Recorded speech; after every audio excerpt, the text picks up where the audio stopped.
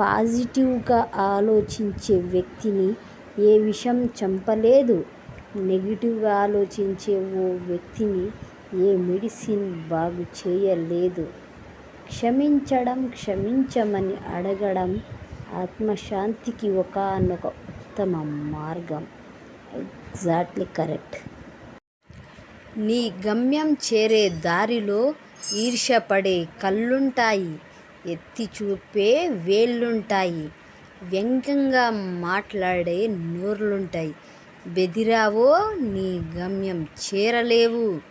సాగిపో నిరంతరంగా. స్థితి ఎప్పుడూ స్థిరం కాదు.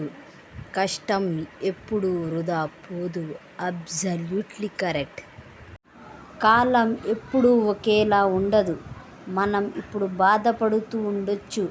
కానీ మనం బాధ పెట్టకపోయినా సరే మనల్ని బాధ పెట్టిన వారు బాధపడే ఒక రోజు ఖచ్చితంగా వస్తుంది.